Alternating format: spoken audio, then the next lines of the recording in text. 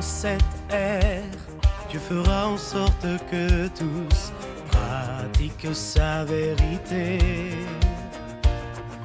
que tous vivent sa parole et l'aiment sincèrement. La parole de Dieu. Au nom du Père et du Fils et du Saint-Esprit, le Seigneur soit avec vous. Chers frères et sœurs, chers amis internautes, depuis plus d'une semaine, nous avons renoué avec le temps ordinaire qui n'est pas des moindres ni à négliger. Ce temps nous donne l'occasion de maintenir de manière constante notre attention vers Dieu. Ce contexte particulier de pandémie de Covid-19 prive beaucoup du pain eucharistique. Ne vous laissant pas fermer, nous vous proposons comme nourriture le pain de la parole de Dieu, comme il en est dans les textes qui nous sont proposés en ce mardi de la 10e semaine. En ce jour, nous nous unissons avec la Sainte Église, notre Mère, pour faire mémoire de Saint Éphrem, diacre et docteur. Prions le Seigneur. Dieu que nulle parole ne peut dire, répand en nos cœurs le souffle d'en haut qui inspirait au diacre Saint Éphrem de dire la beauté de tes mystères et de passer sa vie à te servir. Par Jésus-Christ, ton Fils, notre Seigneur, notre Dieu, qui règne avec toi et le Saint-Esprit maintenant et pour les siècles des siècles. Amen. L'homme est jugé et perfectionné, il peut entrer dans son royaume. Ceci grâce à Lecture du premier livre des rois. En ces jours-là, sur l'ordre du prophète Élie, au bout d'un certain temps, il ne tombait plus une goutte de pluie dans tout le pays, et le torrent où buvait le prophète finit par être à sec. Alors la parole du Seigneur lui fut adressée. « Lève-toi, va à Sarepta dans le pays de Sidon. Tu y habiteras. Il y a là une veuve que j'ai chargée de te nourrir. » Le prophète Élie partit pour Sarepta, et il parvint à l'entrée de la ville. Une veuve ramassait du bois. Il l'appela et lui dit, « Veux-tu me puiser avec ta cruche un peu d'eau pour que je boive ?» Elle alla en puiser. Il lui dit encore, « Apporte-moi aussi un morceau de pain. » Elle répondit, « Je le jure par la vie du Seigneur ton Dieu, je n'ai pas de pain. J'ai seulement dans une jarre une poignée de farine et un peu d'huile dans un vase. Je ramasse 2 morceaux de bois. Je rentre préparer pour moi et pour mon fils ce qui nous reste. Nous le mangerons et puis nous mourrons. » Et lui dit alors, « N'aie pas peur, va, fais ce que tu as dit. Mais d'abord, cuis-moi une petite galette et apporte-la moi. Ensuite, tu en feras pour toi et ton fils, car ainsi parle le Seigneur, Dieu d'Israël, jarre de farine, point ne s'épuisera, vase d'huile, point ne se videra, jusqu'au jour où le Seigneur donnera la pluie pour arroser la terre. » La femme alla faire ce que Élie lui avait demandé. Et pendant longtemps, le prophète elle-même et son fils eurent à manger.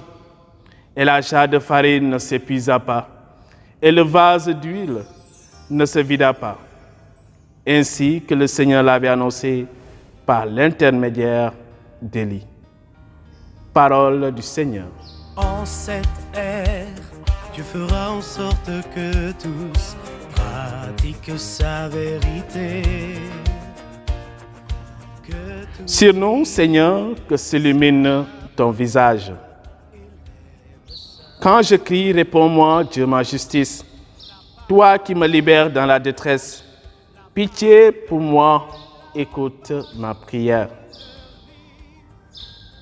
Fils des hommes, jusqu'où irez-vous dans l'insulte à ma gloire, l'amour du néant et la course au mensonge? Sachez que le Seigneur a mis à part son fidèle. Le Seigneur entend quand je crie vers lui. Mais vous, tremblez, ne péchez pas. Réfléchissez dans le secret, faites silence. Beaucoup demandent, qui nous fera voir le bonheur? Sur nous, Seigneur, que s'illumine ton visage. Tu mets dans mon cœur plus de joie que toutes leurs vendages et leurs moissons. Sur nous, Seigneur, que s'illumine ton visage. Dieu donne vie à l'homme, elle seule peut lui offrir la lumière. Alléluia, Alléluia,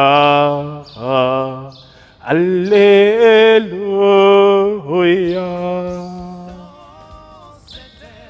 Na sa xar kanam melax ngir sa bëgg a nekk xamal ma li nga bëgg. Alléluia, Alléluia,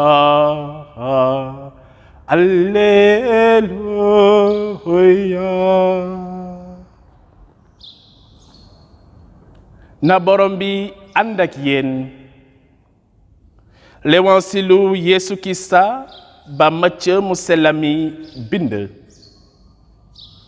Yeesu àddu woon na ndiraan ma ak taalibeem yen ne yéena di xorom àdduna si su xorom si safade lu ñu ko mën a safalee amatul njëriñ moo tax ñu di ko sànni ci biti ñu di ko dëggat.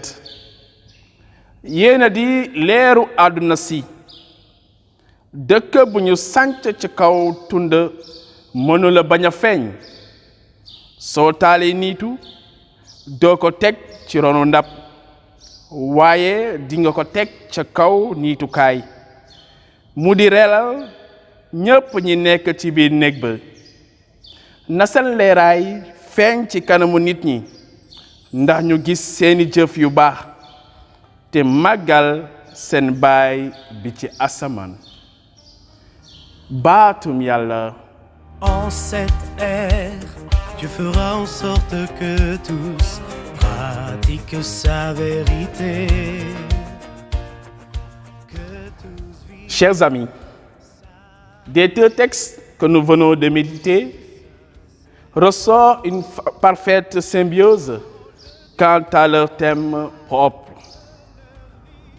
L'extrait du premier livre des Rois inspire l'Évangile en ce sens que, dans la vie du croyant, tout commence par une adhésion confiante à la volonté de Dieu. Et cela aboutit à faire rayonner la gloire de Dieu sur cette terre, d'où nous sommes, sel et lumière de la terre. Comment être sel et lumière de la terre? Naka la ñuy doon xorom ak leer ci àdduna sile. L'exemple du prophète Élie nous projette vers cette obéissance, fruit d'un abandon total et d'une confiance absolue en son Dieu. Ce qui précède cet extrait nous le fait comprendre qu'Élie n'attend rien des torrents et des corbeaux en cette période de pauvreté extrême. Quant à la parole de Dieu, Élie s'y accorde parfaitement en faveur de sa survie. Sur ordre du Seigneur, Élie s'en va trouver une veuve qui vivait avec son fils afin de subvenir à ses besoins nutritionnels. Besoin que ne saurait honorer la pauvre veuve parce que l'huile et le blé qui leur restait ne suffiraient pour eux trois. Là n'est pas le problème. Ce qui est plus intriguant, c'est la confiance de ces deux personnes en Dieu. Il s'abandonne inconditionnellement à lui. Élie, sur la parole de Dieu, s'en va trouver cette veuve dont il ne connaît pas la situation. Et de l'autre côté, cette même veuve accepte et adhère à la parole du Père tout en ne sachant pas ce que demain sera. Chers amis, la foi et la confiance de ces deux personnages sont nourries et soutenues par la parole de Dieu qui donne saveur à leur vie, à leur être. Et c'est là que nous découvrons la puissance transformatrice de la parole de Dieu qui métamorphose tout individu et capable de changer le monde. Baatu Yàlla day soppi sunu dund, soppi itam sunu nekkin. Dans ces deux cas de figure, se manifeste pour nous une volonté de suivre le Christ et de compter aussi sur sa parole. En obéissant à Dieu, nous manifestons une certaine adhésion à ses exigences. Nous adoptons les mêmes caractères qui lui sont propres. Nous usons de la force de la parole de Dieu et nous sommes portés par une foi simple pour en faire agir par notre intelligence. Nous contribuons au changement de ce monde, bouleversé et plein de contradictions. Nous contribuons à redonner vie à tout ce qui semble mourir. Nous participons à établir un nouvel ordre social basé sur les valeurs évangéliques que le Christ nous a enseignées. C'est en ce sens que nous sommes sel et lumière.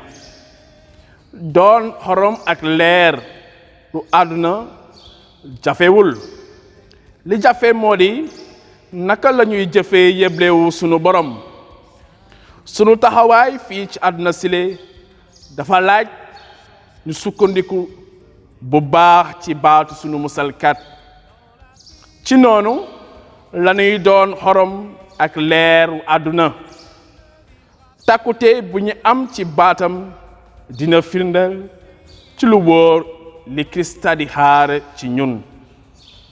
Chers amis, après l'épisode des béatitudes, le Christ voudrait nous rappeler notre rôle principal dans ce monde, notre rôle de chrétien.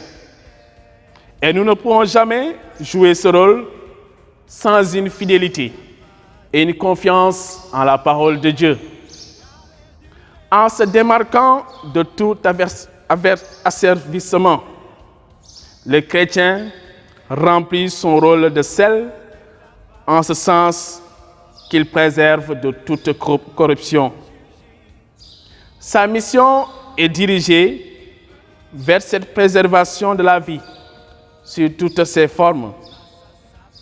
Il remplit aussi son rôle de lumière dans le but d'éveiller les consciences de ceux avec qui il vit. En pratique, efforçons-nous de déployer toutes nos énergies en faveur du rayonnement de la gloire de Dieu à travers nos œuvres. Par elles, nous arriverons à nous identifier à cette parole du Christ comme étant sel et lumière du monde. Par ailleurs, gardons-nous de tout ce qui pourrait obscurcir ou amoindrir la clarté de cette lumière. On n'allume pas une lampe pour la mettre sous le boisseau. Autrement, cette lumière pourrait être enfouie sous les décombres de nos occupations quotidiennes. Cette lumière pourrait être enfouie par notre orgueil, nos égoïsmes, par l'absence aussi de vérité, d'amour et de justice. Une lumière sert d'éclairage et le sel donne de la saveur. Soyons sel et lumière au cœur de ce monde perverti. Soyons sel et lumière au cœur de nos frères. Vierge glorieuse, Notre-Dame de Morolan, tu as choisi cette colline depuis plus d'un siècle pour être honoré d'un culte spécial. Jette ton regard sur cette terre, sur notre pays et sur le monde entier. Par ton intercession et par la bonté de ton Fils Jésus-Christ, notre Seigneur, ceux et celles qui ont imploré votre assistance ont trouvé grâce, réconfort et consolation. Tu as fait revenir en eux la joie et la fête comme aux noces de Cana en Galilée. En ce moment où l'humanité entière subit la pandémie du coronavirus, nous levons les yeux vers toi. Nous avons besoin de ton aide maternelle. Au pied de la croix de ton Fils Jésus, tu as partagé sa douleur. Intercède maintenant pour nous auprès de Dieu notre Père, pour la cessation de ce fléau, la guérison de tous les malades, la protection du personnel sanitaire, la consolation aux familles endeuillées et le salut de tous ceux qui ont perdu la vie. Ô Notre-Dame de Morolan, par ton intercession que triomphe la foi sur la peur, la solidarité sur l'égoïsme et la vie sur la mort. Sous votre protection, nous venons nous réfugier. Sainte Mère de Dieu, ne rejetez pas les prières que nous vous adressons dans nos besoins, mais délivrez-nous de tous les dangers.